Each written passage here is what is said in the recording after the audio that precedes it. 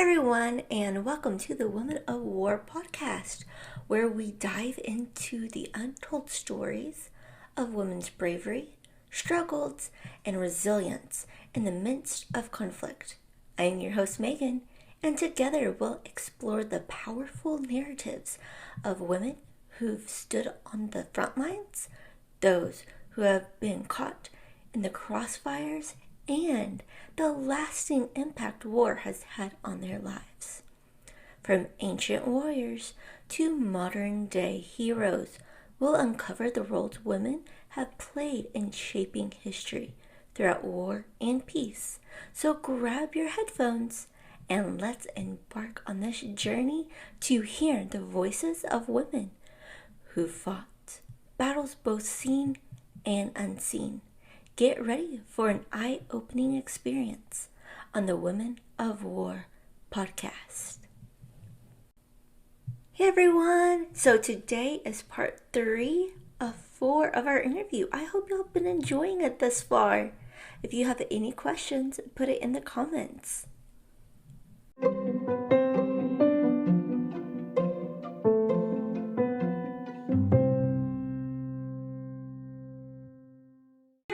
And welcome back to the Women of War podcast. I'm here today with a special guest, Tina White. She is a warrior in her own right. She is a caretaker to a cancer patient, in which we'll be delving into this episode. Tina White is a lifelong Texian who is 8th generation. Her family has resided in the Lone Star State since before Texas was its own republic. She married her high school sweetheart over 3 decades ago. She homeschooled their 2 children from preschool to high school graduation. Tina has served on boards of directors and executive boards of directors and has volunteered her time and talents since she was 18. She's even won an award or 2 for what she's done for her community. She has degrees in English and history. She's a published writer and photographer, a foodie, unplanned caretaker, and her most important title is that of Mimi to her first grandchild. Here we are with Tina. Hello, thank you for having me. Of course.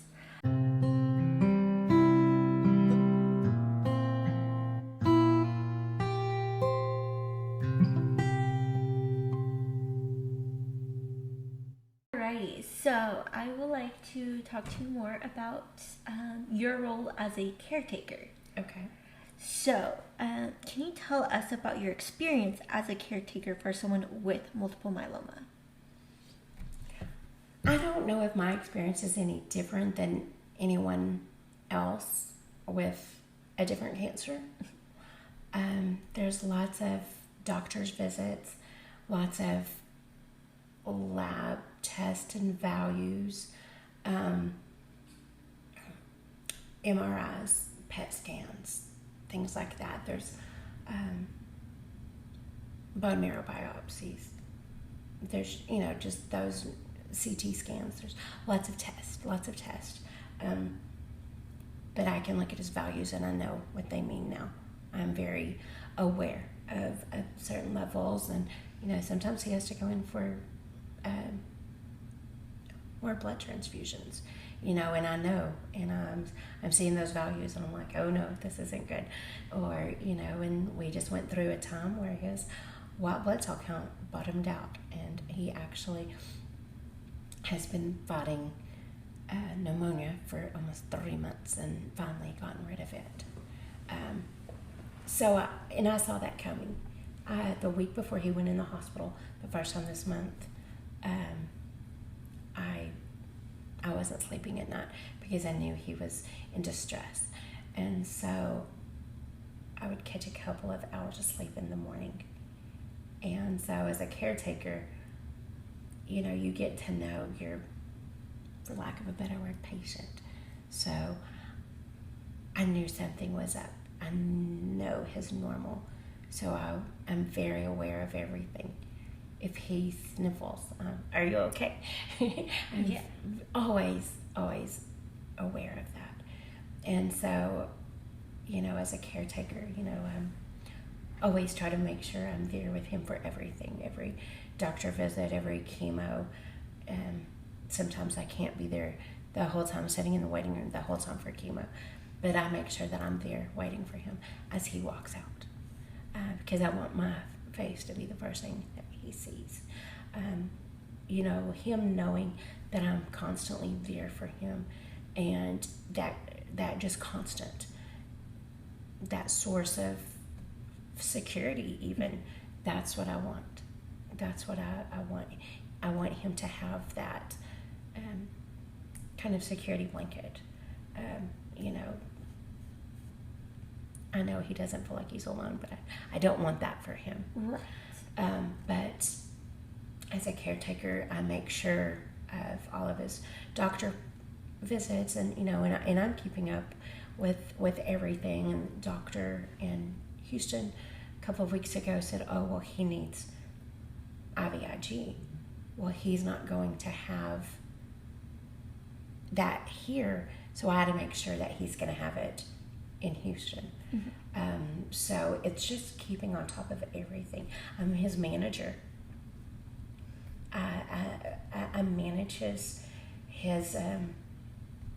all of his medical things, and just make sure everything flows as easy as it can for him. Take a lot of the worry off as much as I can for him. Sometimes it means I'm putting on his socks. And I know right before actually we started recording for the podcast, we had to wait a couple of minutes because, the hospital was calling and you were coordinating and, setting up times for other phone calls, and when treatment can be done and things like that. You are kind of also like a secretary on top of caretaker, along with wife and mother and grandmother. You have lots of different hats you have to wear to make sure not only your life goes smoothly, but also the part of your life of cancer runs smoothly, so everything is scheduled correctly and nothing's missed. Or is he taking certain medicines, what medicines he is taking, not taking. You have to know all of that. And the nurse, while ago, was adamant that this one medicine wasn't on the list. And yes, it is. Yeah. I do not remember the generic name of that particular medication, but I can give you the name, brand, and generic medication, and how many grams of everything that he's taking, how often he takes it. I know this forwards and backwards in my sleep. Mm-hmm. But yes, and I can't tell you how many times I've actually, we could look at my phone and count them up, but I can't tell you how many times I've actually talked to MD Anderson today. My phone call started at 8:30 this morning. Yeah, and I know, especially since this new treatment's about to start, you've been basically on the phone from the time you wake up to the time you go to bed. And talking about that, how do you actually communicate with the doctors and nurses, and what if something pops up, how do you actually communicate with them and let them know that the patient isn't doing well? How do you do that? Well, with the local oncologist, which they just facilitate treatment at this point, but whenever they were the main oncologist, they have a 24-hour line. Okay. And so they always have an oncologist on call. We had to call them one time. So thankfully, it was no big deal. We weren't sure if it was a big deal because he was getting shots in the stomach. And there was an issue with that, some redness. And if you've ever seen blood poisoning, it's kind of what it looked like. Oh, wow. But we were told, oh no, it's normal. That is not something you would expect to be normal, especially with the medicine, to make it look something right. That it's supposed to help you, not make you look worse. Right. So that was, one time that we had to use that.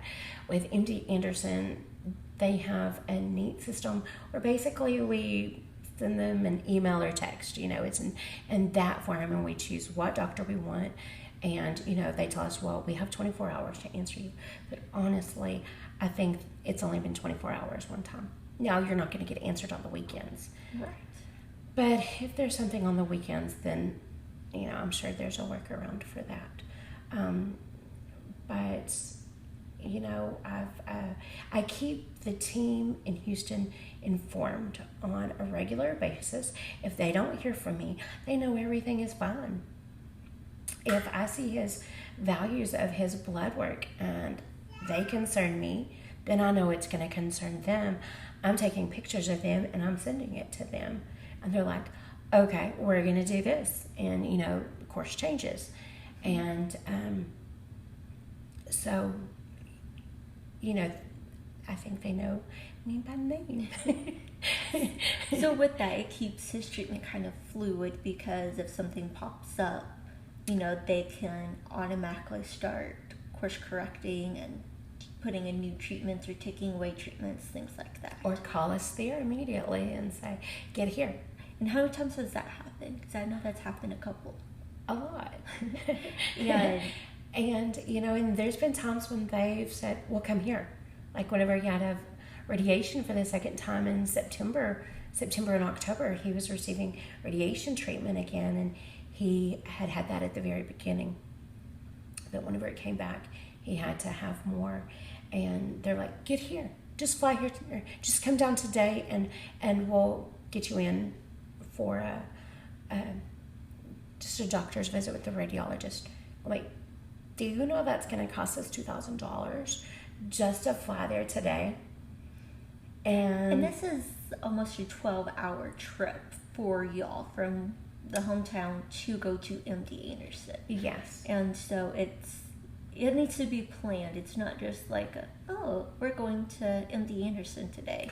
We just did that a couple of weeks ago, had a video visit with the doctor, and she realized he still wasn't over the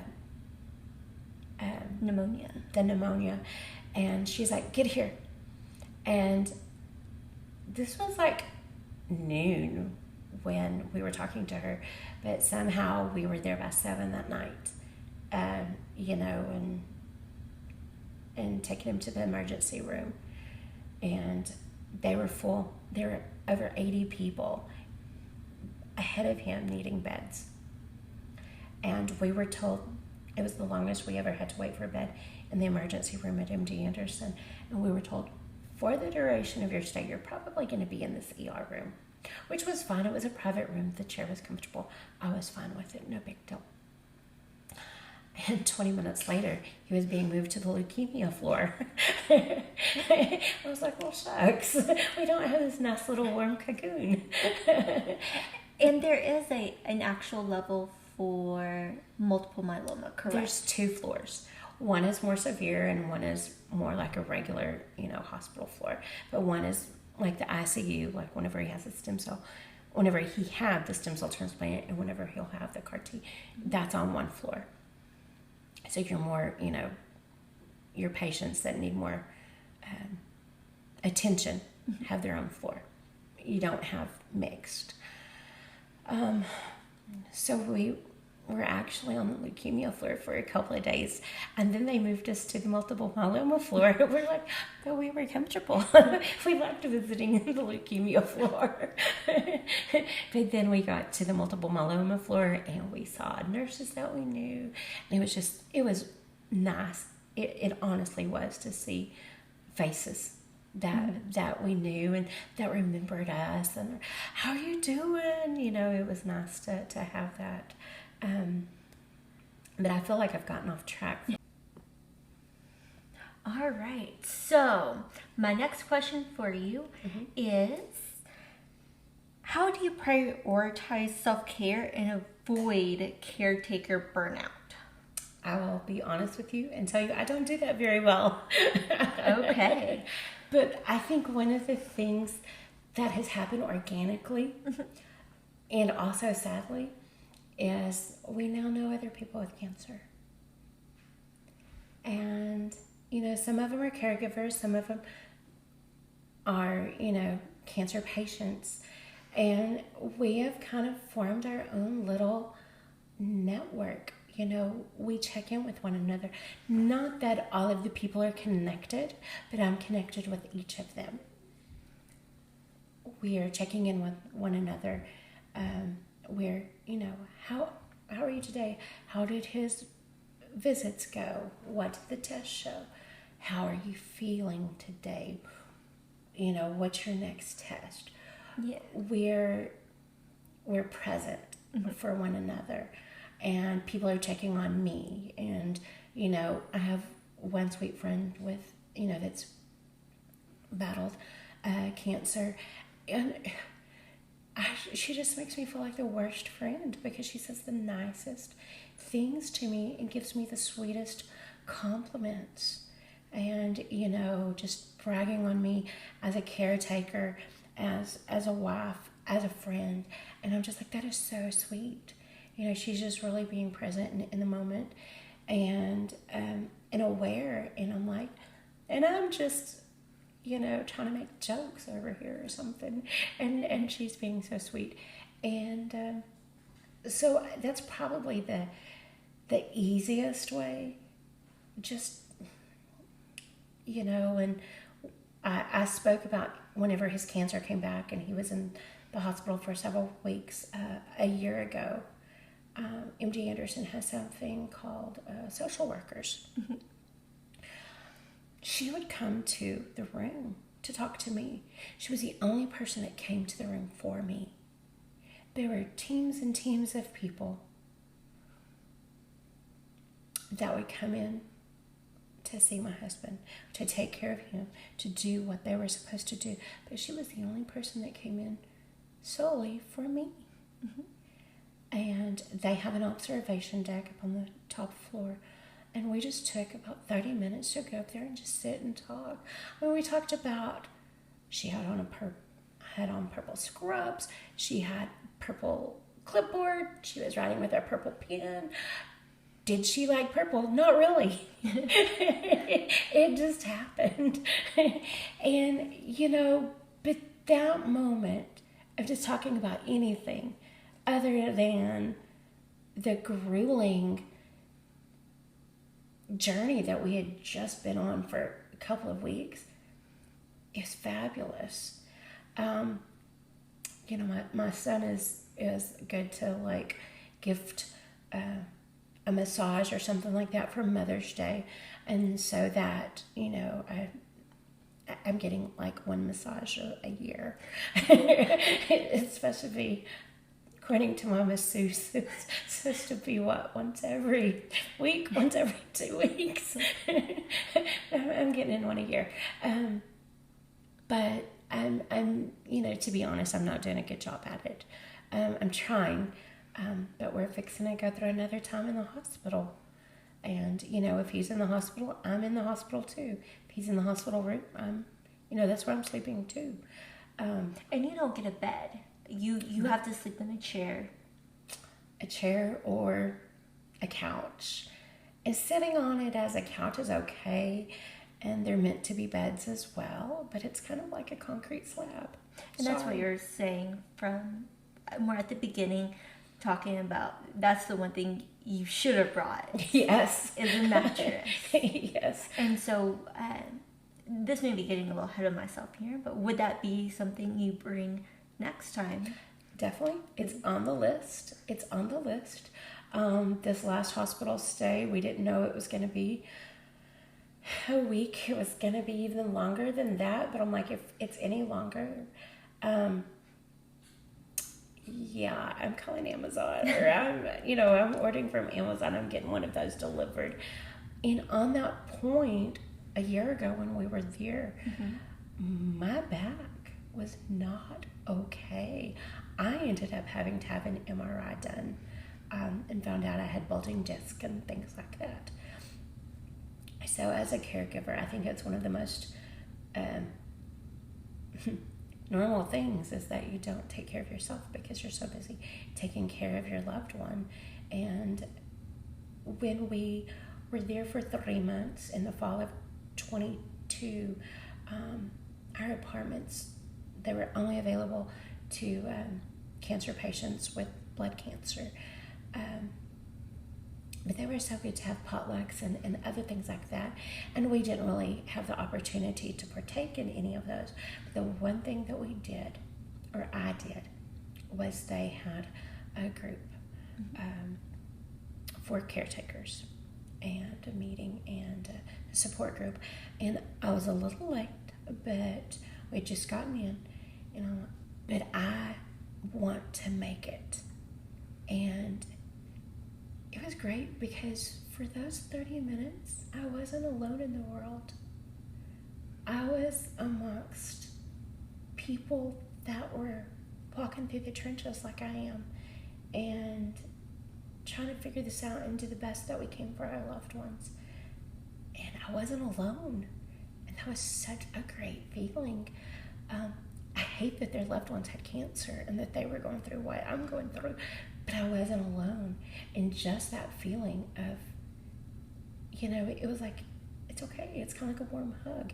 It's okay. Other people, and it was great while we talked about it, and other people had maybe solutions that you hadn't thought of or things like that. So it was really nice. It was a really nice moment. And something that I've just recently learned that there's some support groups here locally and everything, different ones. So it's something that I may want to check out to see if my family wants to join me or not. That's fine. But, I wish I could say that, I do yoga, or I go hop on my horse and go for a 30-minute ride every morning. But I don't have a horse anymore, and I've never done yoga. So I'm still searching for that. I'm a writer, and so some of it gets put into books. That's therapeutic. And so that would probably be the easiest thing for me.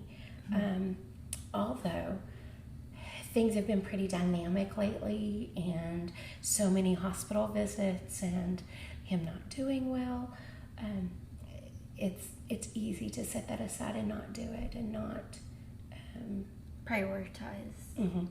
Yeah, and I'm not prioritizing myself, and just because I'm living in the moment, and just like today, all of the many phone calls, and I've talked to this one girl like 4 times today, and at this point it's no longer Mrs. White, now it's Miss Tina. Yeah. She feels like she knows me. We've spoken so many times. It's just so easy to get swept away in the moment and not think about, okay, what can I do for myself?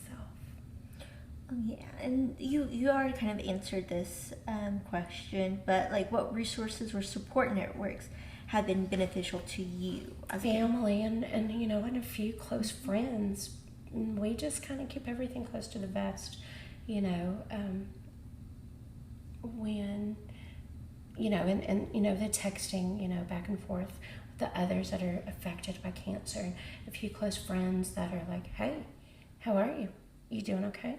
And good to have like some family and those few close friends that was like, are you taking care of yourself? I don't think you're taking care of yourself today. You need to, think about you for a minute. You need to do something for you. So I appreciate that. It doesn't mean that I'm going to, but it makes me feel good that they thought of me in that way. Yeah. And I just have a question, just to go back a little bit, talking about the cell transplant. The CAR T? Mm-hmm. Yes. Well, the stem cell transplant from 22? Correct. One thing is, y'all couldn't be around people, but that also means children, because of the vaccines, and they're also... Yes, he still hasn't had those. Mm-hmm. He still hasn't had the opportunity, because even if he had, he's about to be in the same place again where he would have to have them again. Right. But also because they are more prone to getting sick, the little kids. Susceptible. Yes, and so that can transfer over to a cancer patient that has absolutely zero way to fight anything. And so you said that y'all had a brand new granddaughter. How did that work? FaceTime. Lots and lots of FaceTime time. And not only family, but pets. We can be around animals, and my husband's an animal lover, and thankfully at that time we didn't have any animals, but more importantly our family. It was lots of texting time, phone calls, watching our granddaughter grow up on FaceTime, and knowing that at such a young age she knew how to FaceTime us. She would call us when she wanted to see her grandparents, and it was a nice substitute that we were able to enjoy that, just a few years ago we wouldn't have had that luxury. But we wouldn't have had the granddaughter a couple of years ago. But anyway, it's nice to help that those certain special moments don't escape. We still get to see her grow up and see her new thing, her new words, new attitude, or just maybe she wants to show us what she's wearing that day. We still have that availability. We're still available to her, because it's not just about us seeing her, it's also about us being available to her, and her still getting that time, because she wouldn't understand otherwise. A year and a half ago or now, she wouldn't understand that lapse. Yeah. Where did they go? And just like she certainly wouldn't understand it now. And so that is a very big blessing, a very big boon that we definitely utilize.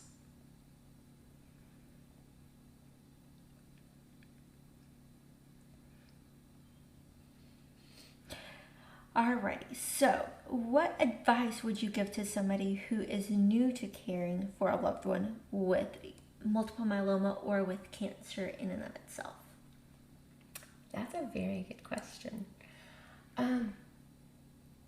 Surround yourself with people that love you and care about you, and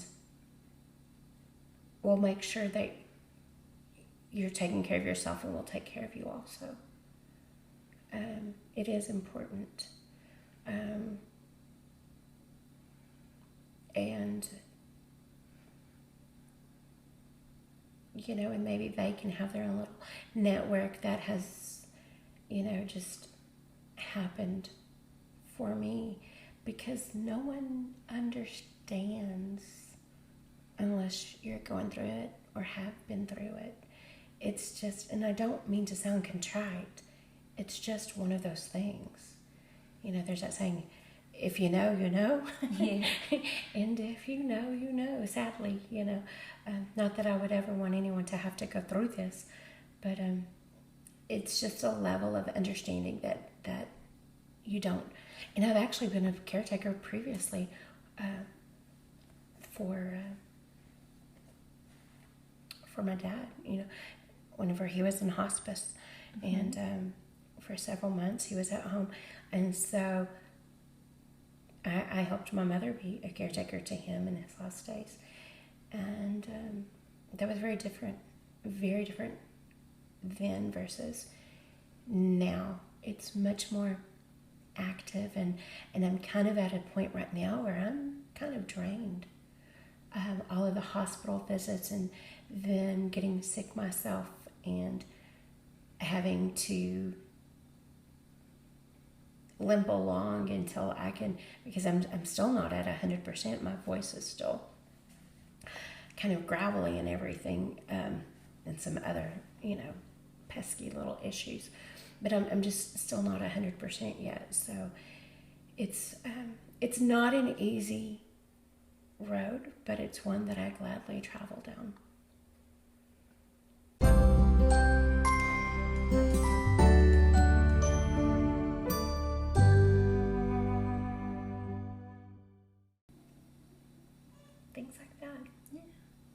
thank you so much. I really appreciate you coming on and being the first interview. And remember, March is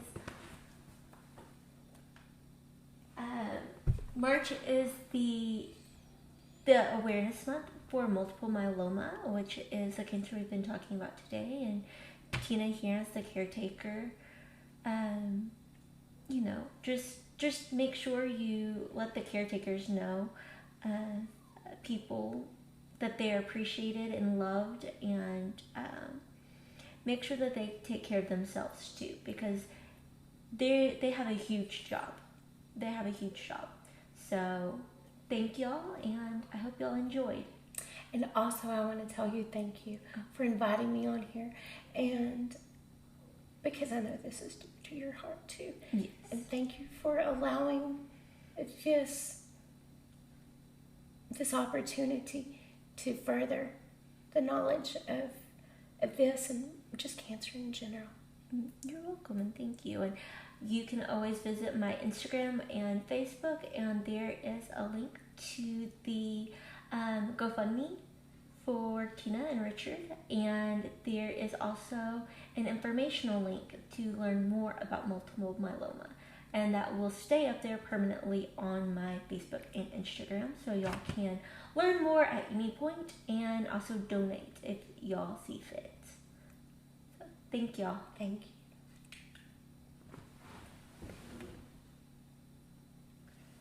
Okay, sorry. Thank you for coming on this journey. So this is the ending with part 4. I hope y'all have enjoyed everything. Everyone have a wonderful day.